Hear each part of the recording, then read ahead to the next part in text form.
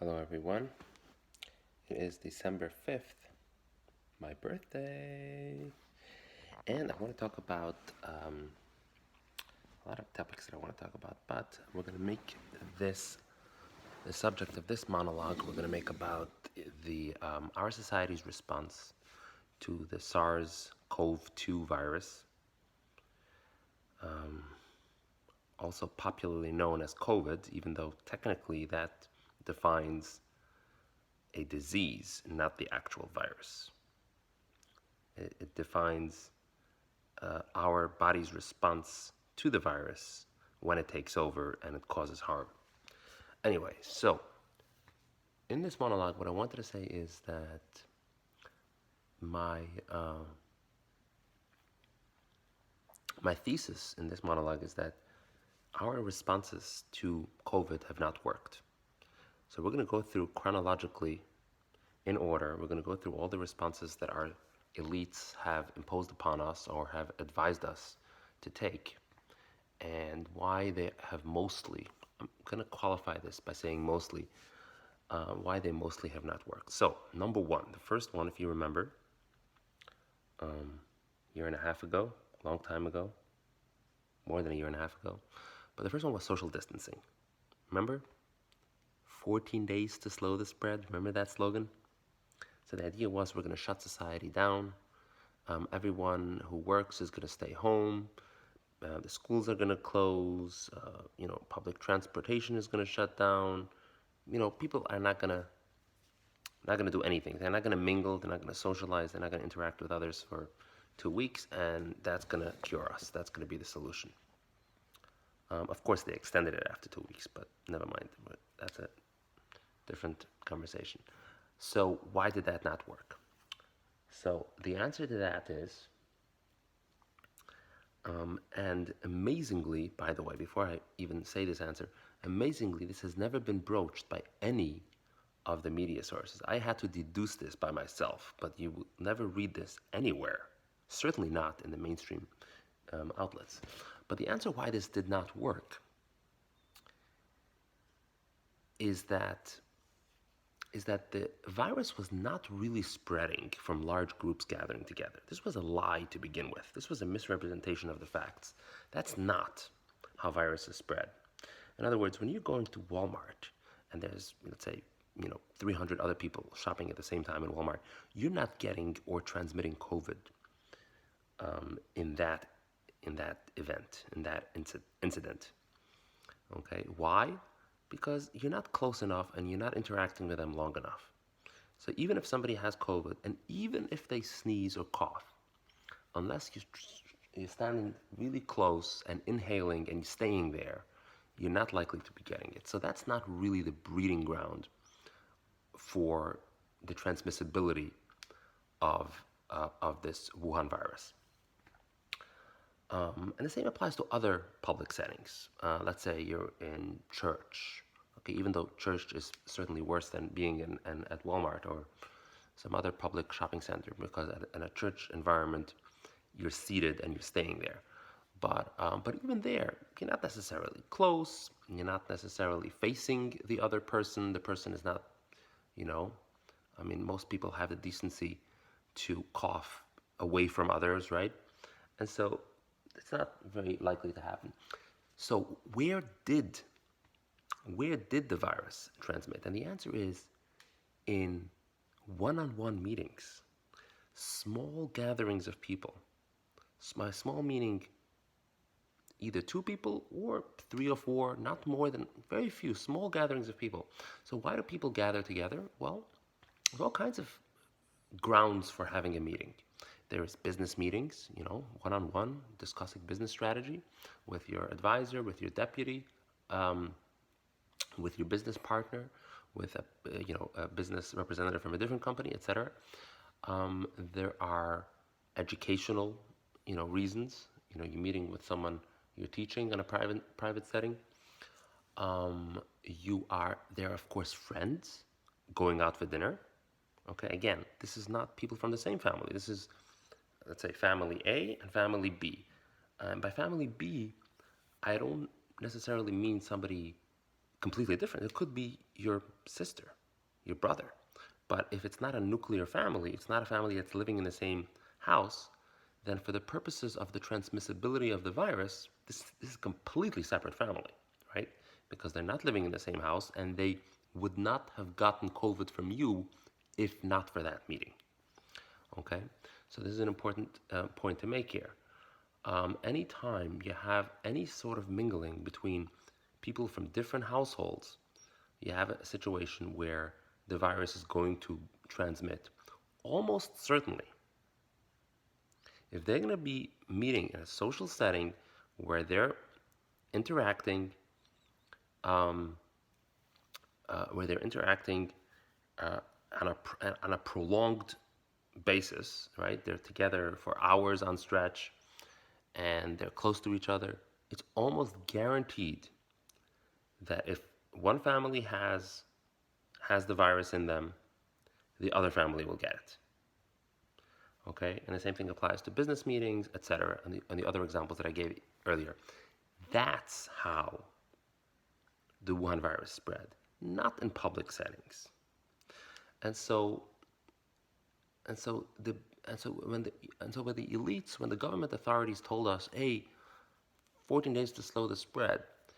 Back then, by the way, they were a lot more sensible than they later became, because back then it still made half sense. I remember when they first announced that policy, and I was like, I was hesitant at the time, but it made sort of sense, especially given the fact that we didn't know how potent the virus was at the time, and it was feared that it was going to be a lot more potent than it actually turned out to be. But at any rate, at the time, they did in fact urge people not to mingle with other households, but that was never really emphasized that much. The emphasis was put more on the detectable interactivity, right? When large crowds gather at the beach, interestingly, it's outdoors, you're not going to get it from there. But when large crowds gather at the beach, when people go to school together, when people go shopping together, if they're not socially distancing, etc. So those were the settings in which public authorities urged us not to engage, right?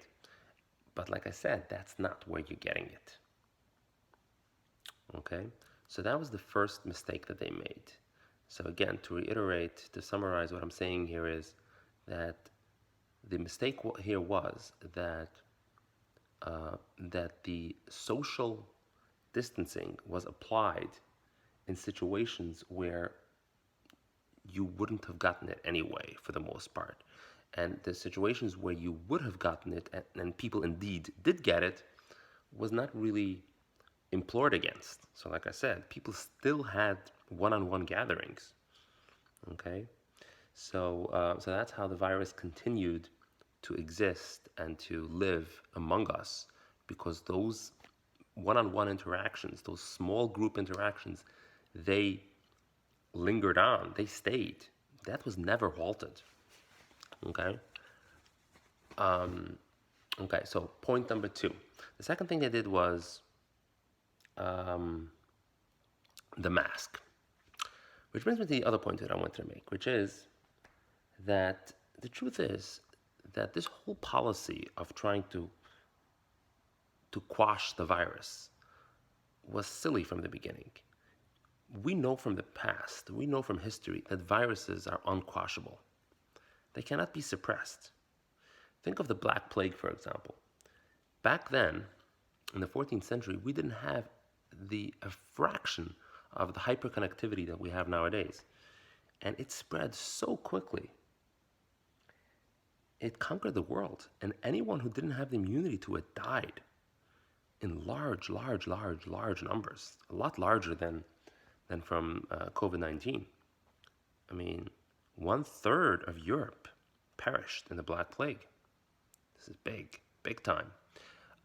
When the Europeans landed in America, a similar thing happened. A lot of Indians, nobody knows the exact number, but a lot of the American Indians, they perished from because they didn't have immunity to the diseases that the Europeans brought to this continent. Okay, so and there's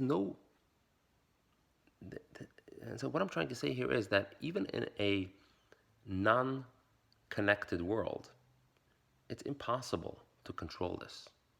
Once a virus gets loose, and once one population gets it, the other population gets it, the other country, the other continent, it just keeps hopping from people to people until there's no until. It just survives endlessly. You can't eradicate the virus. You live in a population of, 6 billion people. The more people you have in the world, the harder it is to eradicate a virus once it gets loose, right? Because you have 6 billion hosts out there in which the virus can survive. And if it survives in any of those 6 billion hosts, then it can go on to replicate itself by hopping from one person to the next at an opportune moment, right? So it's impossible to eradicate them. It's just impossible. It's just completely impossible. Anyone who thinks that they could do it is just is either doesn't know how science works, doesn't know how virus works, or is just is deluded and deceived by technology. They think that technology can cure all ills. It can't. It just doesn't work that way. So going back to the subject that we're discussing, so why didn't the second thing? Why didn't the masks work? And the answer to that is that masks work to some extent. They work, but the big problem is, and this goes back to the previous point, which is that people still want to interact with one another. You can't crush human sociability forever. And so, yeah, people make efforts for some limited time. Okay, I'm going to distance myself. I'm going to refrain from interacting, from having, people come over for dinner, etc. And I'm going to wear my mask. But how much are you going to wear your mask? How much? How long? With how many people? Eventually you're going to have a meeting with someone. You're going to be face to face with them. One of them is going to have the virus in them, whether it is detected, whether it is what's the word I'm looking for? Manifest or latent, right? What's the opposite of latent? Manifest. So whether they know it or not, they're going to have it and they're going to transmit it to you. And that's it. You're not going to wear the mask forever. You're not going to wear it in all settings. And the virus is going to escape the moment you take off your mask. And on top of that, the mask is not 100% effective anyway, depending on how you wear it, etc. So you can't wear the mask perfectly and at all times. Nobody does that. And so the problem with that is that if you're not wearing it perfectly at all times, you're wasting your time wearing it altogether because you're going to get it anyway. This is the huge mistake that people are making. You're either doing it all the way or you're wasting your time. Like imagine somebody who is running out of gas. They're trying to drive from, let's say I'm in Florida. They're trying to drive from Florida to New York. Okay, they're running out of gas. Now, if you run out of gas, a mile from New York, so you've already driven 1,000 miles. It's about 1,000 miles from here to New York. So you've already driven 999 miles. You only have 1 mile to go, and you run out of gas. Okay, sure. Get out of the car and start pushing. Okay, you might succeed. You'll get to your target through doing this. But what if you run out of gas after 1 mile? Nobody is going to push a car 999 miles, right? So if you decide to get out of your car and start pushing your car after 1 mile, you're stupid. I'm sorry. That's not a smart decision. You don't do that. You're just going to exhaust yourself and you're not going to get to New York anyway. You might as well just call a tow truck. And that's the same thing here. It's the same thing here with the masks. Either you're wearing it at all times and you're super careful with the distancing, etc., or you're going to get it anyway. And so all of that work is for naught. Okay, which brings me... No, it doesn't bring me. There's no segue here. Okay, point number 3. Vaccines. Okay, finally we get to a mitigation measure, as Fauci would put it, mitigation, that actually works. So, in contrast to the first two, social distancing and masking, which I was never a fan of, and I don't think it accomplished much at all, vaccines did in fact save lives. Save lives. There's no question about that. Um, yeah, like I said, I have no proof, and I'm still not convinced that social distancing and masking saved any lives at all. When a significant number, I should say. Of course, it saved some. I mean, I'm not denying that there's some efficacy in these things, but certainly not to the extent that it was promoted by the media and by the elites. But the vaccine certainly saved a large number of lives. There's no question about that. However, there's a big problem with that one too, and that is as follows: the biggest concern, the biggest objection to I have, which I have that I have to vaccines is that the elites decided that they're going to advocate it for everyone, the one size fits all approach. This is, of course, a Marxist approach to begin with, right? Marxism is always everyone is equal, everyone. One size fits all. Everyone does the same thing. Everyone's going to be treated the same. And the problem with that is that there's no evidence at all that a healthy 30, 40, or even 50-year-old, someone who has no pre-existing conditions, no issues, no problems, has any real susceptibility to this virus. There's no evidence. There's millions upon millions of people who had gotten COVID before the vaccine was developed.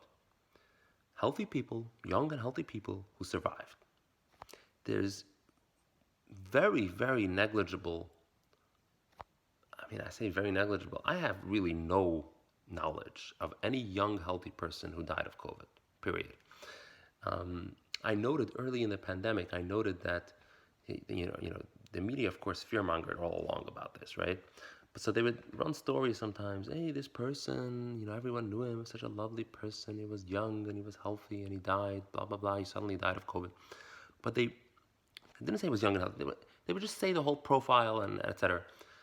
But they never told you whether that person had pre-existing conditions or not. And interestingly, in cases that I was personally familiar with, I would always, when you ask the person or you ask, close family members or friends, if they know, they would tell you, or if they're willing to tell you, they would actually, concede that they did have an issue, right? They were undergoing cancer treatment, they had diabetes, they had this, they had that. And of course, the old people were also extremely vulnerable. So if you're over 80, then yes, we know that you are vulnerable to this virus. But other than that, if you're young, you're not going to die from this unless you have a serious condition already that compromises your immune system. And so for authorities to tell people that everyone should take it was a huge disservice. It was a lie. They shouldn't have done this. And in my opinion, they actually shot themselves in the leg here, because later they were complaining about vaccine hesitancy. Of course there's vaccine hesitancy. If you're going to advocate it for everyone, people are going to see through it. They're not going to believe you because they know, and everyone knows, it's just so commonsensical that not everyone needs it, right? And so, yeah, they're going to question your judgment because your judgment is, in fact, dubious, right? Why should everyone take it? Okay, so that's number one. The second problem with vaccines is that it wears off.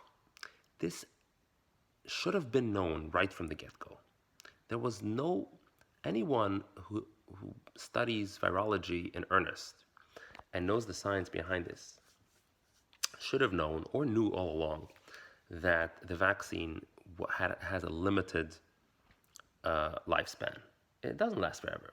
How would they know that? Very simple. Very simple. All the vaccine does, and again, this was known all along. All the vaccine does, it simulates the presence of the virus, right?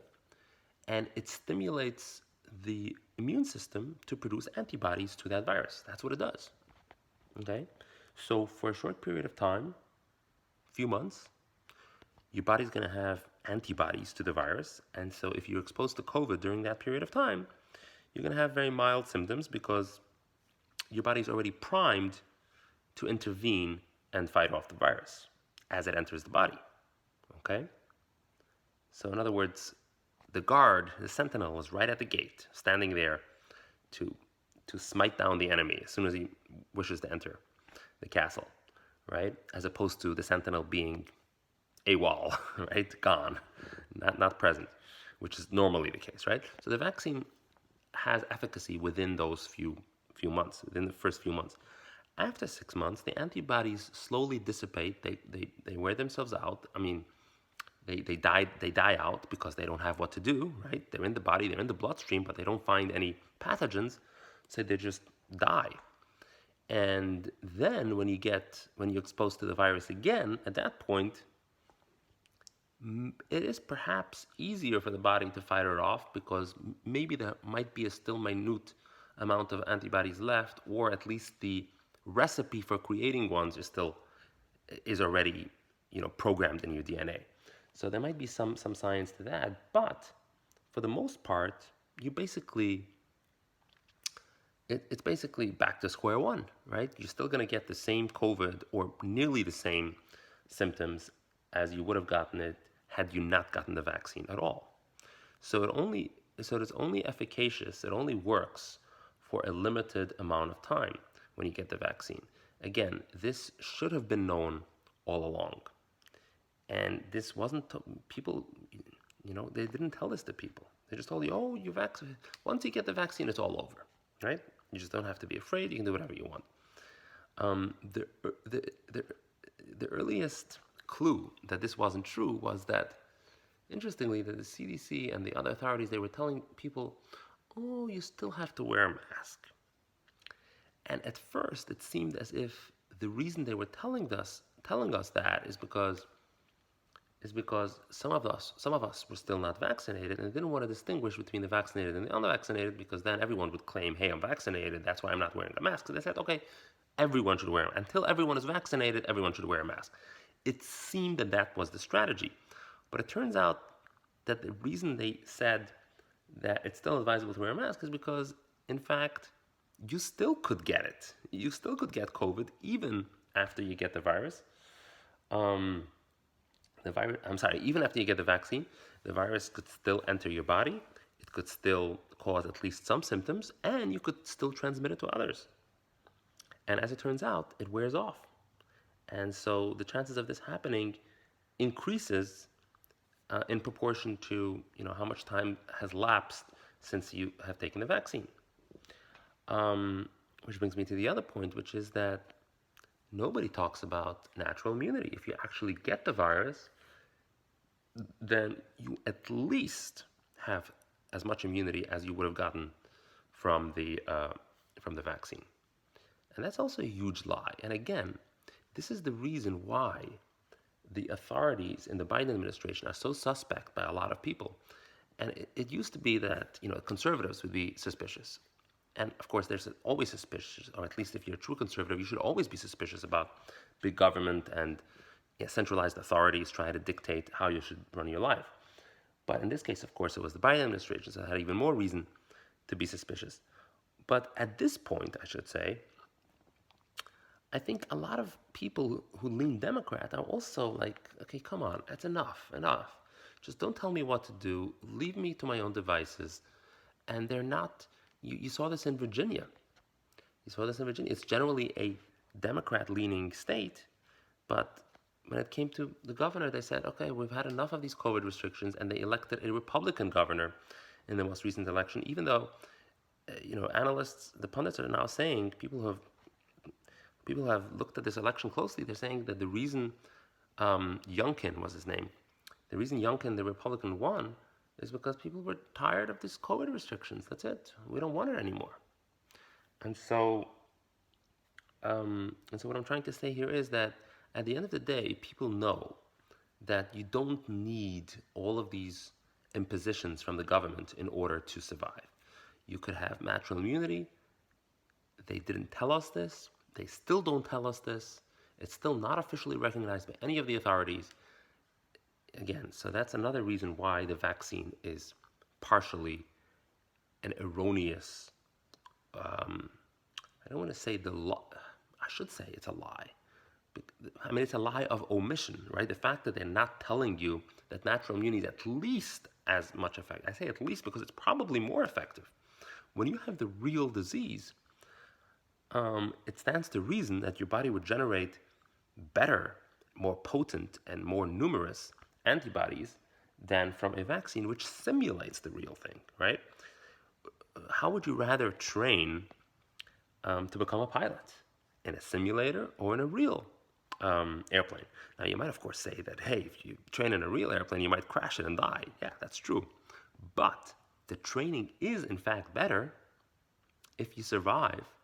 If you make it, then the training is, I mean, nobody can argue that the simulator is a better training. If you go through the same type of training, same hours, the same whatever, the only difference is that this is in a simulator and this is in a real airplane. Of course, the real airplane is a better training. You know, and it's the same thing here. So yeah, so that's the problem with the vaccine. So again, to summarize, to reiterate, the problem with the vaccine is, one, it was advocated for everyone. That's a lie. Number two, it was presented as an end-all, be-all solution. It wasn't. And number three, the third problem with the vaccine is that at the time they presented it as if the virus was fixed, right? The virus would never mutate, it would never change, and this vaccine would be effective indefinitely for all the mutations slash variations. Now, I should say that the authorities did acknowledge the possibility that it would mutate, but they also said, oh, even if it does mutate, and when it does mutate, even if and when it does mutate, the vaccine would still be efficacious. Maybe not as efficacious as it is to the original virus, but it would still be efficacious, somewhat, or at least to a large extent. That's what they said. It turns out that this is a very, very weak statement. All they're saying is that it's better than nothing, right? And now it turns out with the Omicron variant, which has recently been discovered, that that the original vaccines that they developed over a year ago, are hardly work against the Omicron. Better than nothing, okay. So it's better than nothing, you know. It doesn't, not much comfort. It certainly isn't the stuff that they heralded at the time. Like, it gives you protection. It gives you can go on living your life. No, you can't. The original vaccine doesn't give you protection against Omicron. It's better than nothing, but it's hardly the kind of protection that it gave to the original virus. So that's the other lie. And in other words, the lie that they're doing here is that they're presenting it as if this is the solution to your problem. It isn't. They should have known, and they probably knew, that this virus would mutate. Okay, the influenza virus, which is also a coronavirus, also mutates. Every year, it has a different genome. It's not the same, and that's why you have to take every year another flu shot. Okay? So why didn't they, which brings me to another question, why didn't they immediately begin doing research and developing other vaccines? In other words, the 2.0, 3.0 version of these coronavirus vaccines. Why didn't they do it immediately? Now they're talking about a new Omicron vaccine, but it's going to take too long. It's going to take 3-4 months. By the time they develop it, it's the same problem with the existing one, which is that by the time you develop it, the virus is already mutated, or it's about to mutate, and then you're going to spend another. You're way behind. You're trying to wipe out this COVID, and if you're going to be 6 months behind every time you develop something, there's no way. I mean, there's no way that you're going to wipe it out anyway. But you can't even fathom wiping out this SARS-CoV-2 if you're always behind, 6 months, always behind the latest variant. So, yeah. So, anyway, all in all, I would say, oh, there's one more point that I want to make, which is a lot of people ask, why all the hype, right? Why all the hype and why all this advocacy by the government, do this, do that, if none of this works, as I am telling you right now, if it is true, why are the authorities telling you otherwise? And the answer is, there's an answer to this. And the answer is that there is a basic human bias towards believing agency,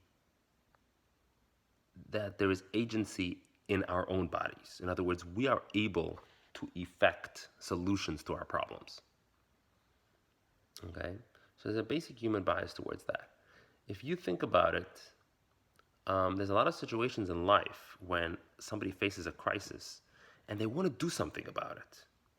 There's an enormous urge to do something about the crisis. And people cannot emotionally stomach the notion that there's nothing you can do about it. They just want to do it. Imagine if your house is on fire, right? House is on fire. And the fire is already so big that there's no way you can, it's a lost cause, right? You can't extinguish it anymore. You have to call the firefighters, and even then, all they can do is just, put out a fire that has already consumed the whole house. But the person is still panicking. They still want to do something. They're running around, they're doing this, they're doing that. They turn on the garden hose and they start spraying. Well, what? The garden hose is not going to put out the fire, right? But they're still doing something. They feel like this is better than nothing, even though it's not supported by rational thinking. This is an emotional response. And this is, in fact, what happened with our response to COVID. We want to believe that it is within our agency, within our ability to do something about it, when in fact there isn't. Okay? So I sincerely believe that the outcome of this COVID would have been the same, would have been substantially the same had we done absolutely nothing, except for the vaccine, which I acknowledged was originally efficacious. By originally, I mean the original vaccine they developed. Now it's garbage. It's useless at this point. Anyone who's taking the vaccine now is I mean, I don't see any way that it helps anyone. I mean, the 80-year-olds have already taken it, right? So, I mean, who has taken a booster shot? It's all nonsense now. But anyway, at the time when they first came out with it, it did save lives, okay? For those who actually needed it, right? But other than that, it was all baloney. There's nothing you can do about it. And so the mask is a prime example.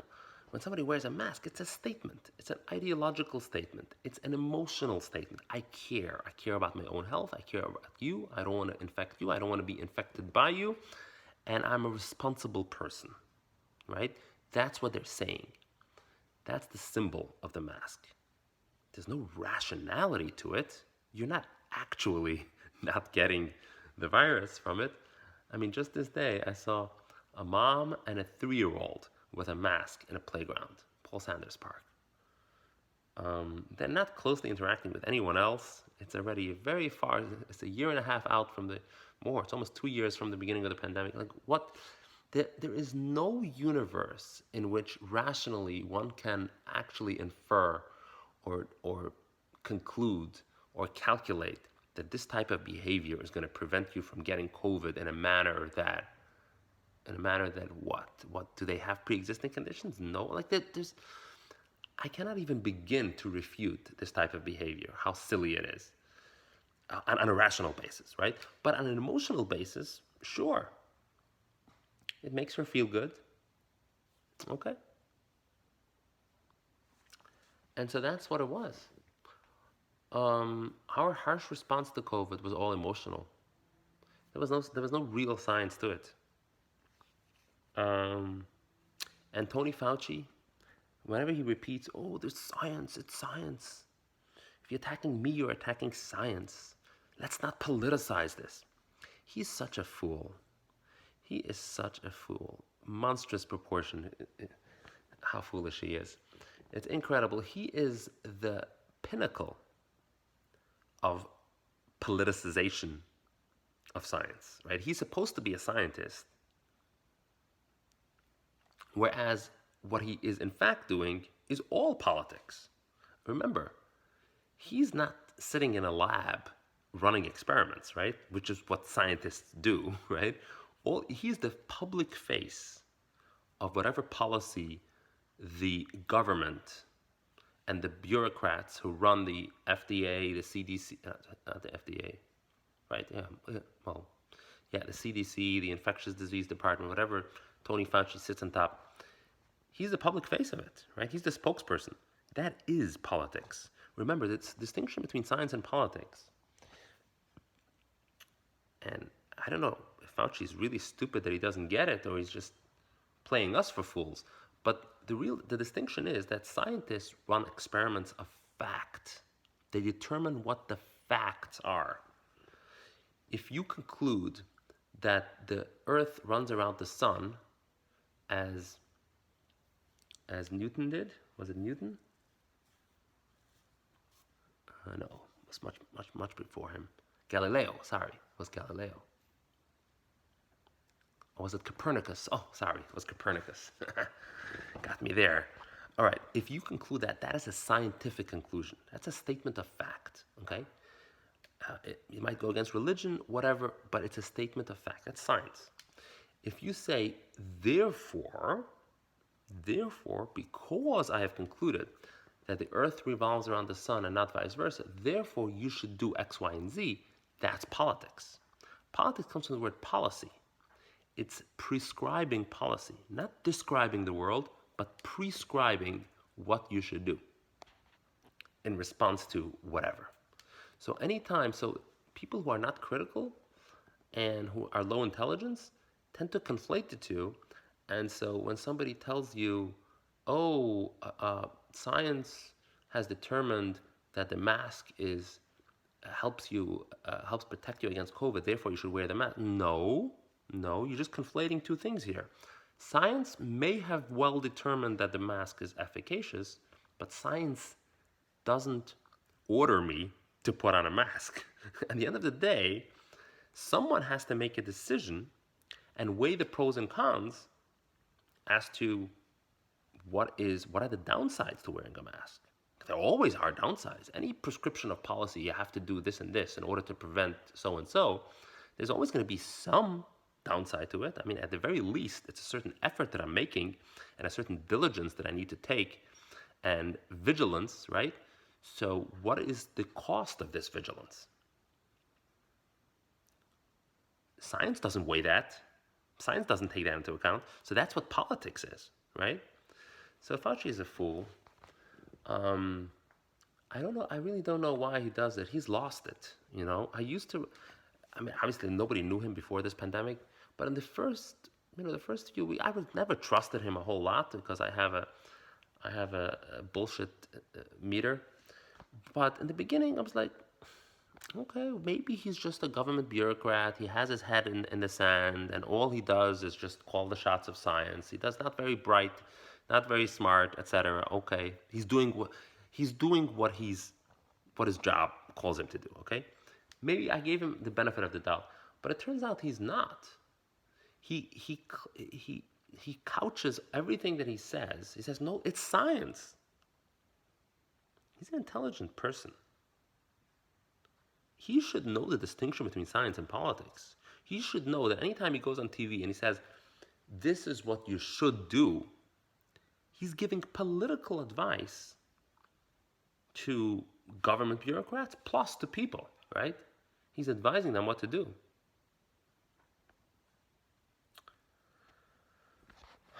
Whatever. Okay. That concludes my monologue.